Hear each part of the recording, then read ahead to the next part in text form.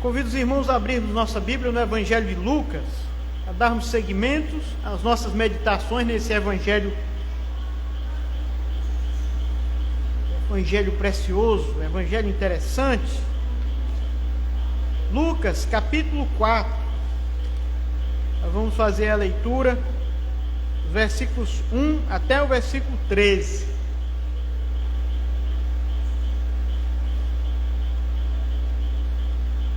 Os irmãos que encontraram, confirmem dizendo amém.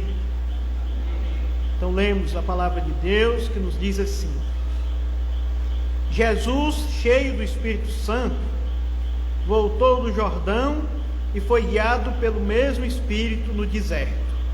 Durante 40 dias, sendo tentado pelo diabo, nada comeu naqueles dias, ao fim dos quais teve fome. Disse-lhe então o diabo: se és filho de Deus, manda que esta pedra se transforme em pão. Mas Jesus lhe respondeu: está escrito, não só de pão viverá o homem. E, elevando-o, mostrou-lhe num momento todos os reinos do mundo. Disse-lhe o diabo: dar-te-ei toda esta autoridade e a glória destes reinos, porque ela me foi entregue, e a dou a quem eu quiser. Portanto, se prostrado me adorares, toda será tua. Mas Jesus lhe respondeu: está escrito, ao Senhor teu Deus adorará, e só a Ele darás culto. Então o levou a Jerusalém, e o colocou sobre o pináculo do templo, e disse: se és filho de Deus, atira-te daqui abaixo, porque está escrito, aos seus anjos ordenará a teu respeito, que te guardem, e eles te susterão nas mãos, para que não tropeces em alguma pedra. Respondeu-lhe Jesus: dito está, não tentará o Senhor teu Deus. Passadas que foram estas tentações, de toda sorte, apartou-se dele o diabo, até momento oportuno. Amém. Podemos nos sentar, meus irmãos.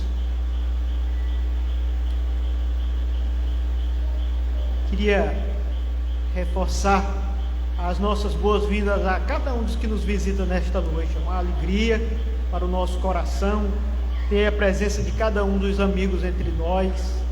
É uma alegria para a gente poder repartir a palavra de Deus com os amigos, com os irmãos nessa noite. Nós nos sentimos felizes em poder receber cada um de vocês. Esperamos muito que o Senhor leve até o seu coração aquilo que você precisa ouvir para ser orientado por Deus, não é? E para isso nós tomamos a passagem que acabamos de ler, Lucas capítulo 4, os versículos do 1 ao 13, que nos fala a respeito da vitória sobre o tentador, a vitória de Jesus sobre o tentador, não é? É em atitude de oração que nos dirigimos a cada um dos que nessa noite nos ouvem. Nós sabemos muito bem que expressar a Sagrada Escritura, expressar o pensamento bíblico, é uma tarefa delicada. É delicada porque às vezes o coração de quem prega às vezes não está devidamente preparado. E digo preparado não em questões de informação, mas em questões mesmo de abordar o texto devidamente, né? E às vezes também o coração de quem ouve não está preparado para ouvir, não quer ouvir, né? E então é com muita esperança que Deus nos prepare a ambos, tanto os ouvintes como o pregador dessa noite, que partimos para apreciar esse texto que fala de um dos belíssimos episódios do Evangelho, a vitória do nosso Salvador sobre o tentador. Lá atrás nos foi mostrado no livro de Gênesis a derrota do gênero humano sobre as tentações do inimigo das nossas almas, e ali foi registrado o momento em que o primeiro casal humano trouxe o pecado à experiência de todos nós, trazendo com o pecado a experiência da morte e as mazelas que nós sofremos, as doenças, as dores, as revoltas, os desentendimentos, as aflições todas. Na passagem que tomamos em nossas mãos nessa noite, nós vemos um movimento reverso. Deus, que se faz homem, agora entra em um novo embate contra o inimigo das nossas almas e derrota em suas tentações, as tentações que eles são apresentadas pelo inimigo, ele as venceu toda, como diz o versículo 13. Passadas que foram as tentações de toda sorte, apartou-se dele o diabo até momento oportuno. Aqui nós temos, portanto, o movimento reverso da queda do homem. O Senhor Jesus vencendo as tentações do inimigo. Que coisa boa de se ouvir, porque se naquele primeiro movimento nós fomos levados à experiência da morte, aqui nós somos levados à experiência da salvação, nós somos levados à vitória sobre a morte, o que mais tarde o Evangelho também trata de nos apresentar.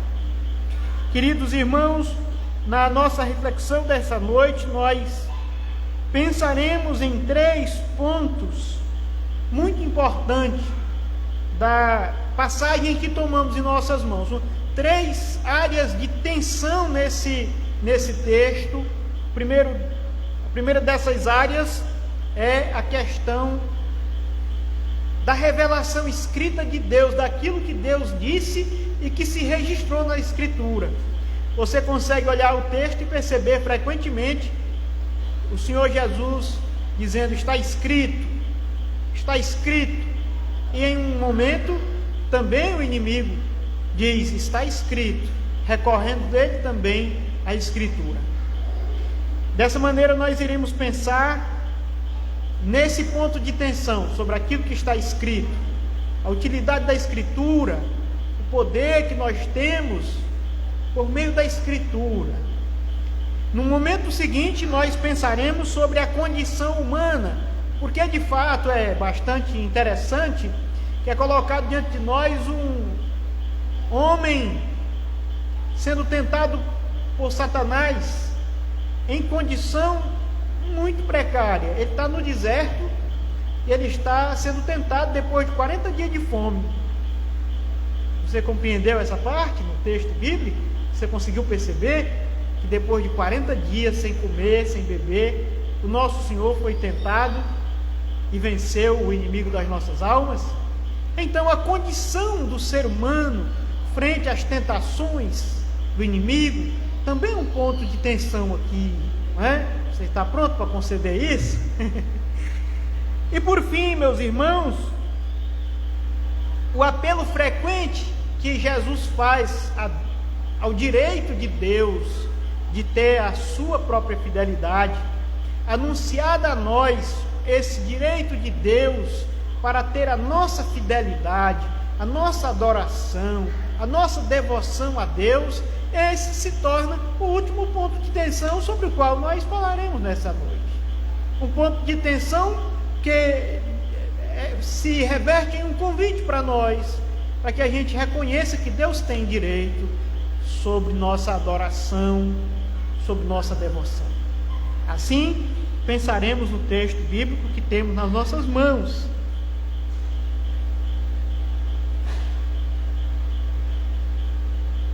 E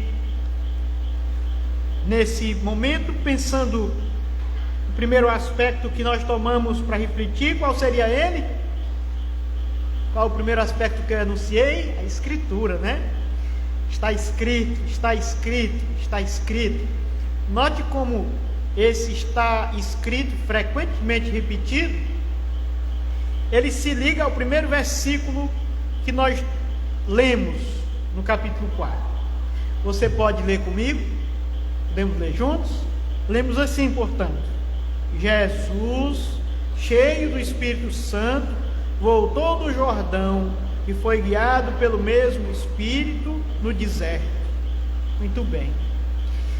Você consegue perceber a ligação entre a Escritura e o Espírito Santo que guia Jesus para enfrentar com êxito e com vitória as tentações de Satanás? Você consegue perceber a ligação entre o inspirador das Escrituras, o Espírito Santo, e o próprio conteúdo escrito? Porque aqui, quando se diz frequentemente, está escrito, não é uma referência a outra coisa senão a investida do Espírito Santo, e por meio das suas escrituras inspiradas, a escritura inspirada pelo Espírito Santo, tornar-se guia, não só para aquele que enfrenta com êxito no texto bíblico as tentações de Satanás, mas é uma insinuação que nós que temos a Escritura em nossa mão, temos a ferramenta certa para nos dar completa vitória sobre toda e qualquer tentação trazida à nossa experiência por esse tentador, que no texto bíblico tenta o próprio Senhor Jesus. Olhe, meus irmãos, que o texto diz que Jesus foi guiado pelo Espírito Santo para ser tentado, guiado pelo mesmo Espírito. Durante muito tempo eu fiquei pensando, como pode o Espírito Santo guiar o Filho de Deus para a tentação? Mas Jesus não estava aqui sendo guiado apenas para a tentação, ele estava sendo guiado para um campo de batalha onde seria vitorioso, onde derrotaria Satanás em todas as suas investidas. Jesus estava sendo guiado à tentação, sim, estava sendo guiado à tentação, mas estava sendo guiado também a uma vitória completa sobre o inimigo. Se por um lado ser tentado é algo que a gente não deve desejar para nós, a gente deve orar a respeito das tentações, não nos deixe cair em tentação. Mas aquelas tentações das quais nós nos tornamos vitoriosos, elas são vitórias. E ser guiado à vitória é uma experiência boa, é uma experiência feliz, meus irmãos. E a essa experiência feliz é apresentado o Espírito Santo agindo, guiando, orientando, falando, dirigindo. Foi cheio do Espírito Santo, guiado ao deserto, ao campo de batalha, ao local onde se daria sua vitória histórica sobre as tentações do inimigo. O Espírito, meus irmãos, guia o povo de Deus por meio do conteúdo escrito na Bíblia Sagrada.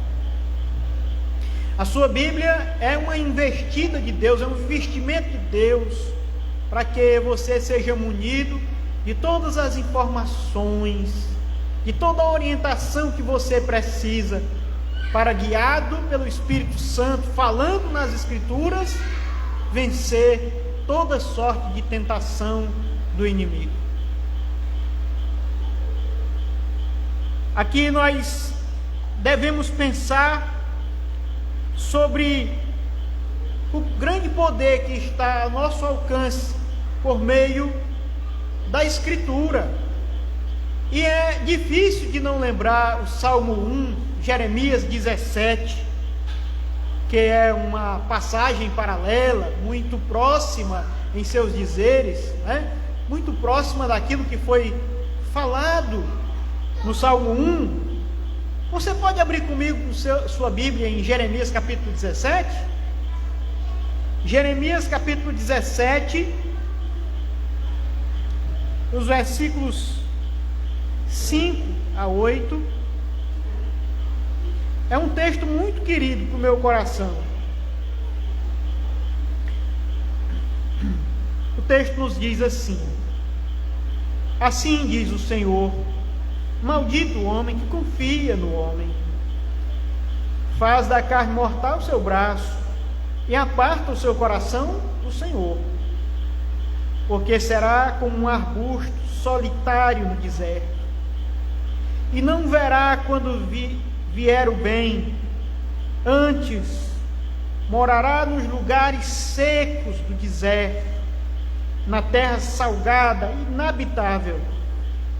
Versículo 7: bendito o homem que confia no Senhor e cuja esperança é o Senhor, que ele é como árvore plantada junto às águas, estende as suas raízes para o ribeiro, e não receia quando vem o calor, mas a sua folha fica verde, e no ano de sequidão não se perturba, nem deixa de dar frutos. Um paralelo do Salmo 1, né? Paralelo do Salmo 1. Meus irmãos queridos, aqui nós vemos Jesus sendo tentado no deserto, mas ele é o homem que medita, como diz o Salmo 1, medita na palavra de Deus. Ele é aquele que, mesmo estando num local seco, por estar sugando a esperança que é prometida na palavra de Deus, ele tem vigor o suficiente para, depois de 40 dias de fome, enfrentar com êxito e vitória as tentações todas do inimigo. Ah, aquela velha Bíblia esquecida no local da sua casa. Ah, aquela velha Bíblia, ela tem poder de orientá-lo com êxito aqui e fazer você experimentar uma vida muito frutuosa aqui, nesta vida. As orientações da Sagrada Escritura é a mais sábia. É por ela que nos guia o Espírito Santo. É por ela que Deus pode nos falar todos os dias, nos orientar com saber acima, muito acima de toda e qualquer inteligência de natureza humana. É por sua palavra que Deus deseja regar a esperança em nossos corações e nos fazer vigorosos na fé, capazes de responder às mais ácidas tentações do inimigo, as mais sedutoras palavras que nos vêm e não passam de tentações do enganador. Cristo, depois de 40 dias de fome, num deserto, num local de solidão, ele se sente vigoroso o suficiente para enfrentar a velha serpente que derrotou os nossos primeiros pais, porque ele tem suas raízes fincadas profundamente na palavra de Deus, e dela deriva tudo o que precisa para vencer, para ser o campeão da justiça, o grande vencedor do tentador das nossas almas. E isso não nos é dito, meus irmãos, senão com o propósito de despertar os nossos próprios corações para sermos guiados também pelo Espírito. Afinal de contas, a palavra dele está em nossas mãos, está ao nosso alcance. Nada nos impede de dia e noite meditarmos nas Sagradas Escrituras, e assim também nós estarmos frondosos e vigorosos na fé, prontos para responder às astutas ciladas do inimigo à altura, com muita vitória da parte de Deus. O Espírito orienta-nos na Escritura. É muito bom entender que essa repetição, está escrito, está escrito, está escrito, não é para outro propósito, senão para dizer para os nossos corações que só nos manteremos seguros contra as ciladas, contra as mentiras de Satanás, se nos pegarmos a palavra do Espírito que está escrito. Fora das Sagradas Escrituras, o que temos é insegurança. Meus irmãos, se qualquer frase minha se chocar com a Sagrada Escritura, dispensem o que eu digo. Dispensem-me. Paulo ousou dizer: ainda que eu, ou um anjo de Deus, os pregue o que está além do que foi pregado, evangelho além do que foi anunciado a vocês, que seja maldito. Assim, a nossa segurança é no que está escrito, meus irmãos. Estaremos seguros na medida que nos apegarmos com as Escrituras. Mas se levantarão outros para lhe fazer acreditar em algo além daquilo que está escrito. A quem interessa isso? Que você se confie em afirmações que não são seguras.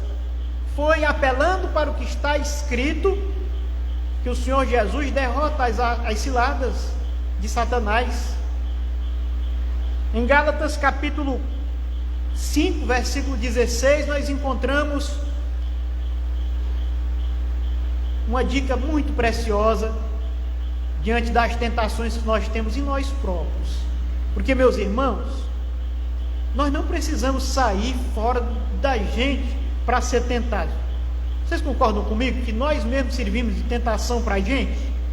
As nossas ambições, as nossas paixões, os nossos desejos pecaminosos já são uma tentação suficiente para nos desencaminhar. Mas Gálatas capítulo 5, versículo 16 diz: andai no Espírito, e de modo nenhum vocês irão ceder às seduções da carne. Para falar rigidamente o que está escrito, vamos abrir Gálatas capítulo... Gálatas fica antes de Efésios, viu? Fica nas cartas, depois de Coríntios, viu? Depois de Coríntios já vem Gálatas, capítulo de número 5, aliás, capítulo 5, versículo 16, é isso mesmo. Digo, porém, andai no Espírito, e jamais satisfareis a concupiscência da carne. Mas onde é que eu posso ouvir o Espírito? Como é que eu posso andar segundo a voz do Espírito? Como é que eu posso ouvir o Espírito? Os irmãos já conseguem responder? Como é que eu posso ouvir o Espírito falando hoje? Acordo meia-noite na minha casa e digo: o que é que o Espírito Santo tem a me dizer sobre os pensamentos que eu tenho? Onde é que eu encontro uma palavra do Espírito Santo para meu coração? Onde é que eu vou encontrar, meus irmãos? Na Bíblia Sagrada, na Escritura. Você não precisa procurar um guru, uma pessoa iluminada, alguém que tem trimeliques e em seguida diz o que o Espírito tem a dizer. Essas pessoas não passam de ser humano, irmão. A Escritura diz: maldito o homem que confia no homem, que faz do braço mortal a sua força, é a parte do seu coração do Senhor. Maldito o homem que confia no homem. Não dá para confiar, irmão, no homem. O homem não é seguro, nem aqueles que são mais sábios. O apóstolo Paulo diz para nós que se ele ou um outro pregar um evangelho além do que foi anunciado, além da Escritura, que seja maldito, que seja anátema. Nem que seja um anjo, meus irmãos. Nós não devemos ir além da Escritura. O Espírito, que segundo Gálatas capítulo 5, versículo 16, pode nos livrar de ceder às vontades da nossa carne. O Espírito fala na Escritura. Não é por meio de alguém que foi iluminado, não é por meio simplesmente de alguém que intui a palavra do Espírito. É a Escritura que ele mesmo inspirou, e se agradou de conservá-la para a nossa orientação. Meus queridos, Ele livra-nos das tentações pessoais na Escritura. Mas no capítulo 6, versículo 16 de Efésios, ele chama a esperança que o Espírito desperta para os nossos corações por meio da Escritura. Essa esperança que é apresentada na Escritura, essa fé, é chamado nesse texto de Efésios 6 e 16 de escudo. O escudo da fé, o escudo do Espírito Santo que é dado para nós, é a fé bíblica, é o conteúdo bíblico. A espada do Espírito é a palavra de Deus. O escudo da fé são as afirmações da palavra de Deus. É com a palavra de Deus, meus irmãos, que nós podemos nos conduzir em triunfo contra as tentações, como Jesus mesmo se mostra vencendo as tentações aqui. Mas para isso, o que é necessário? É necessário, meus irmãos, uma leitura contínua da Bíblia, nos apegarmos a esse santo livro. Ah, pastor, mas eu não tenho o hábito da leitura. Eu lhe compreendo. Houve um dia que eu também não tinha. Mas se trata de um tesouro tão precioso, tratemos de garimpá-lo para nós agora mesmo. Quando você for ler a Escritura, não exagere, não imponha sobre você uma leitura muito extensa, que não deixe na sua lembrança um conteúdo maior.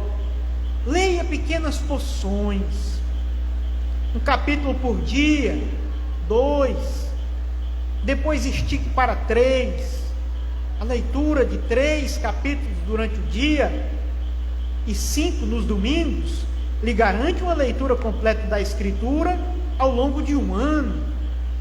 Já pensou? Depois de vários anos lendo toda a Escritura de capa a capa, como ela se tornará familiar para você? Como se tornará fácil de lembrar as suas histórias, as partes delas que podem orientar as relações em sua família, as partes delas que podem confortar seu coração nas horas tensas da vida. Queridos, o Espírito nos fala pela Escritura. Meus irmãos, a sabedoria da Escritura é a sabedoria do Deus onisciente. Ele pensou com tal inteligência que a Escritura contempla todas as áreas da vida para garantir que os servos de Deus sejam guiados com triunfo. Não apenas diante das tentações que nós estamos abordando nessa noite, mas diante das mais variadas situações da vida. É o consolo das Escrituras que nos dá a capacidade de não nos prostrarmos diante de situações tão difíceis. Em ano de sequidão, não se ressente, estende suas raízes e suga toda a energia que precisa para estar vigoroso diante das intempéries mais difíceis da vida, para se manter de testa alta, de cabeça erguida, diante das horas difíceis. Sabe, você pode solitariamente ler a Bíblia e ter grande proveito. Você pode se envolver com outros irmãos, como você está hoje aqui, repartir com eles as porções que você leu, extrair para você as lições que eles leram, e dessa maneira nos incentivarmos mutuamente como igreja. Jesus inicialmente chamou 12 apóstolos. Ele nos quer em comunidade, nos incentivando, nos monitorando mutuamente, para que a gente se encoraje a viver uma vida bíblica, a viver uma vida, meus irmãos, em alto nível. Viver em alto nível, logicamente, quer viver segundo os padrões de Deus, segundo as percepções de Deus, Quando eu chego perto do meu irmão e meu irmão, olhando na minha vida, vê alguma coisa que não está conforme a Escritura, e ele me adverte e diz: pastor, isso aqui não está direito. É próprio para um pastor fazer isso? Um aspecto que eu não estava vendo, eu vou poder ver com os olhos do meu irmão, né? Nós temos um momento em que um discípulo de Jesus chega para outro e diz assim: nós encontramos um homem muito especial, nós encontramos o Cristo. Ele diz: é Jesus de Nazaré. E o outro diz: de Nazaré vem alguma coisa boa? Quer dizer, nas limitações do segundo, ele nunca veria o Cristo em Jesus de Nazaré, né? Assim, irmãos, nós temos muitas limitações, que nós precisamos de irmãos amáveis, cordiais, misericordiosos, que se importam conosco, que se desconforta e que arrisca nos dizer o que tem de errado em nós, que se importa conosco, que querem nos erguer dos nossos conceitos tortuosos e nos fazer melhores, nos fazer enxergar com maiores luzes a pessoa do Cristo. E a ferramenta para verificar tudo isso é a Escritura, a palavra do Espírito Santo. Temos falado sobre a Escritura, que é um ponto de tensão nesse momento em que o Senhor enfrenta todas as tentações do inimigo. E o próximo ponto de tensão nessa passagem, que mostra a vitória de Jesus sobre as tentações, é a condição humana. Em que condição Jesus está nessa situação aqui de tentação, irmãos?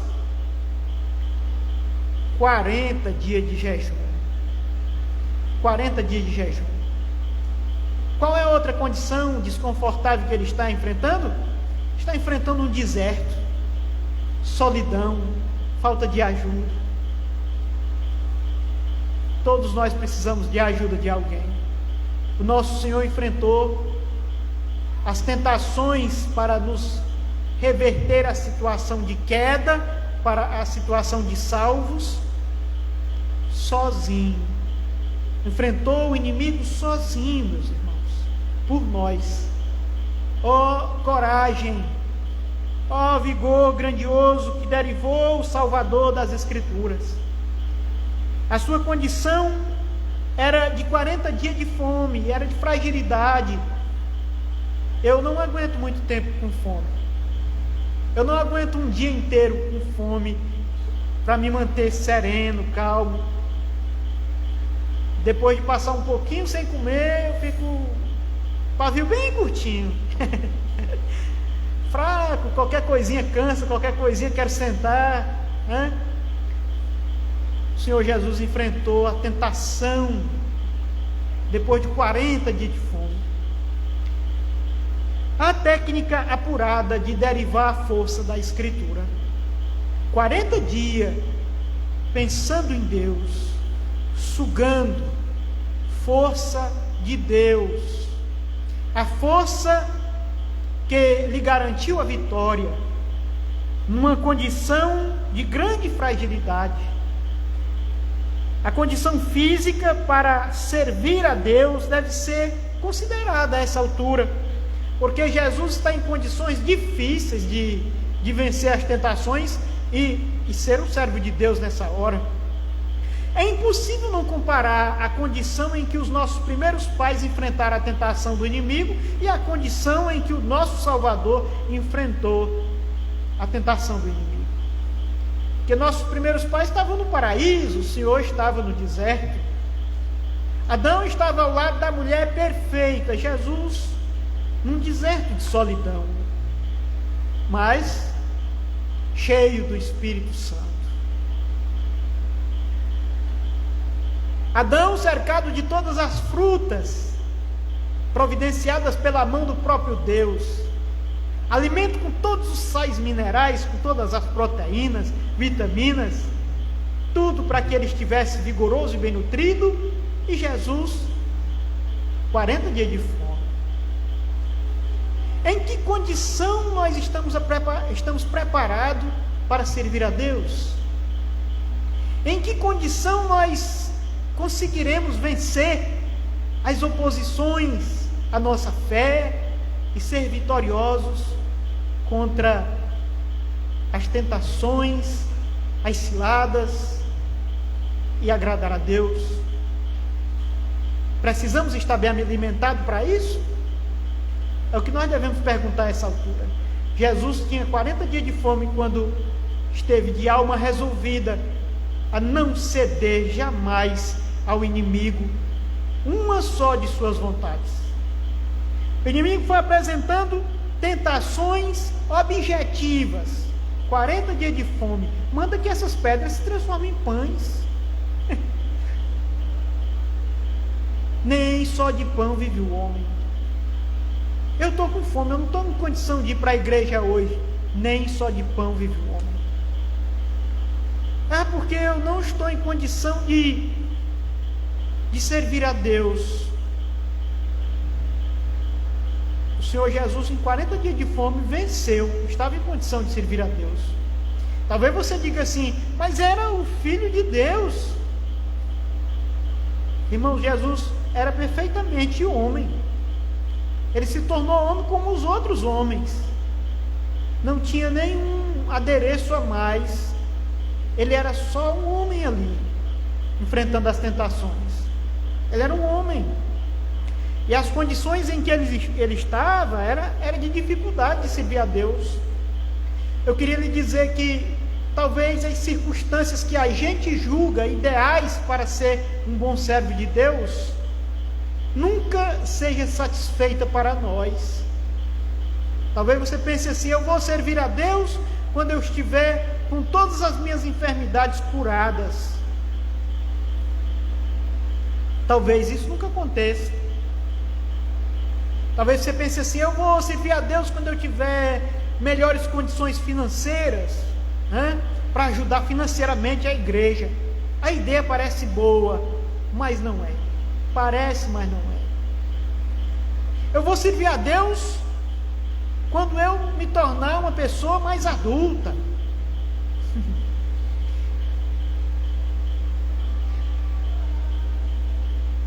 Parece uma ideia interessante, não é?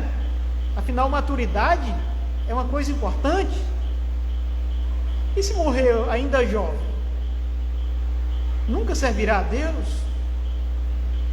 Alguns que dizem, eu vou servir a Deus quando eu for um velhinho, só assim as tentações não serão um problema para mim, eu não precisarei renunciar aos meus apetites sexuais exagerados, eu não precisarei, eu vou estar velhinho, então será mais fácil. Covardia, né? Covardia, esperar, ficar dando desculpas. Talvez as circunstâncias se representem apenas desculpas para que você continue longe de Deus, longe do Salvador, longe da esperança da vida eterna, e olhando para o futuro sem enxergar a certeza da sua salvação. Jesus se mostra um servo com 40 dias de fome, tentado em pontos chaves. Ele ali é o mesmo homem que diz, o filho do homem não tem onde reclinar a cabeça. Satanás, o vendo pobre, faminto, leva para um alto monte, e lá ele mostra os reinos do mundo, apresenta os reinos do mundo e diz, tudo isso te darei, você só precisa se ajoelhar e me adorar. Tudo isso lhe darei. De um pobre você será transformado em um rico. Talvez as circunstâncias para ser um servo de Deus chegue aí, né? Jesus não esperou ficar rico, não quis ficar rico para depois virar um servo de Deus. A religião que trabalha prometendo riquezas para aqueles que são servos de Deus não é a nossa. Aquela religião que diz, olha, se você fizer assim, você receberá riqueza, você receberá prosperidade, não é a religião cristã. Mas muitos há nesse tempo que se disfarçam da religião cristã para prometer igual prosperidade prometida por Satanás. Abra os seus olhos. O tentador não parou de tentar as pessoas. Acorde. Não é só Jesus que foi tentado, não. E afinal, se o Filho de Deus foi tentado, por que você não seria? De repente, o movimento religioso é o que está lhe tentando, e você se aproximando de um movimento religioso para enricar, com intenções pecaminosas, reprovadas por Deus, com intenções espúrias. Ao invés de estar se aproximando de Deus, de repente você está se aproximando do maligno, daquele que diz: tudo isso te darei, se prostrado me adorares. De repente não é Deus que está falando ao seu ouvido, quando lhe promete as riquezas para você seguir as suas veredas. O Senhor Jesus disse para os seus discípulos: ajuntai tesouros, onde, meus irmãos? No céu. O Senhor Jesus disse: o meu reino não é deste mundo. Não é aqui que nós vamos reinar, meus irmãos. Não é aqui. É muito importante levar em conta que a condição humana pode se tornar uma desculpa. Buscando uma condição melhor, de repente você está se afastando do Deus que pode salvar a sua alma. Deus, meus irmãos, Ele é o dono de tudo. Se Ele quisesse servos ricos, todos os eleitos nasceriam ricos, mas essa não é a experiência que nós temos. Na verdade, são poucos de nobre nascimento, poucos entre nós que são abastados, poucos são intelectuais, né? Conhecendo tudo, todos os saberes humanos, poucos, porque Deus escolheu as coisas vis deste mundo para confundir as sábias. Os que servem para melhorar de condição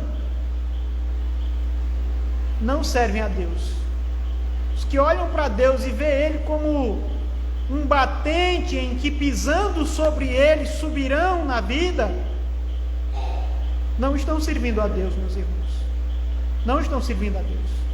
É necessário advertir, porque o Senhor Jesus, ao ser tentado nessa área, Ele resistiu. Ele não quis as riquezas. Não é pecado você ganhar o que você ganha com o seu trabalho, mas uma religiosidade que lhe promete riquezas, essa certamente não é a religião cristã. Não é a religião cristã.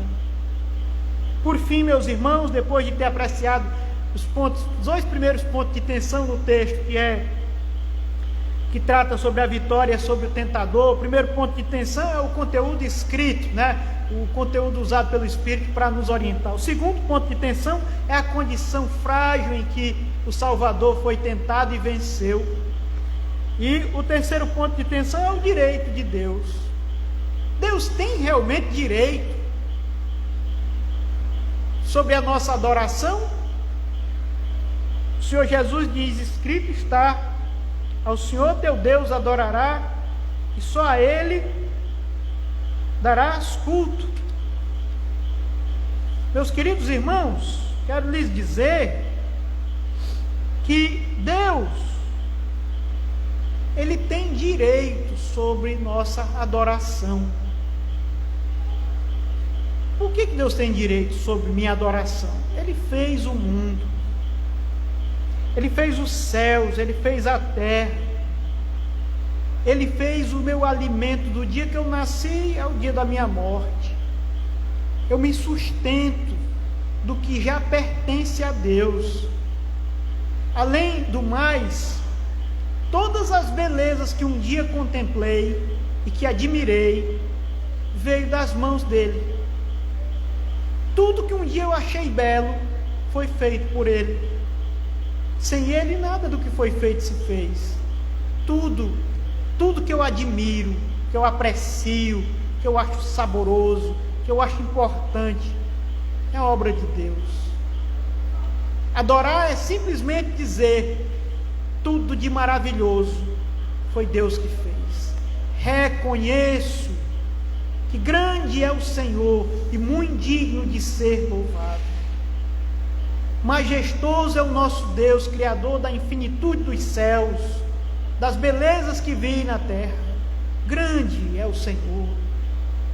Maravilhoso é aquele que deu todos os sentimentos doces que eu já senti em minha alma. Ele que governa os tempos e as gerações, sobe sobre os tronos os reis, e de lá também descem reis. Entretanto, o governo de Deus se estende de geração a geração, governando tudo com a força de seu poder. Dele é o mar, pois ele o fez, sustenta os exércitos, os enxames de seres viventes, em profusão viventes dentro do mar. As mais variadas formas de vidas, as minúsculas e os grandes animais, toda essa interessante vida que se mostra à nossa volta, foi pensada pela mente altíssima do nosso Criador. É ilógico não adorá-lo. A maior loucura que um ser humano pode cometer é negar adoração ao autor de tudo que ele saboreou, gostou e admirou à sua volta. Certamente que tem algumas coisas que nós não admiramos à nossa volta. Quem é que gosta de uma muriçoca ali picando a noite toda, não é? Tem coisas que são assim desconfortáveis, mas você vai ter que admitir que é admirável como elas não morrem fácil, né? Deus fez coisas grandiosas. Adorá-lo é consequência simplesmente de quem Ele é.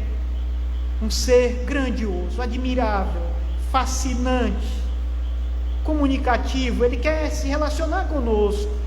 Ele tem direito de ser magnificado, elogiado, adorado, sentido com amor em nossos corações, com a profundidade de nossa admiração, nos deliciarmos e nos extasiarmos em Deus. Mas há um ser sujo, há um espírito imundo, que deseja cegar o entendimento dos incrédulos, para que não lhe resplandeça a luz do Evangelho. Esse ser, ainda que Deus tenha deixado fortes marcas à sua volta, de razões fortíssimas para adorá-lo, ele deseja camuflar das mais variadas formas, para lhe fazer perder essa delícia que é adorar a Deus e se aprofundar no ser de Deus. Quando Ele quer se comunicar com você, se dirigir a você como se você fosse a última pessoa do mundo, conversar extensamente com você pelo conteúdo que lhe foi dado pela Escritura. E é uma relação mística, porque é uma história antiga, mas sentimos a voz de Deus nos falando hoje, se comunicando agora.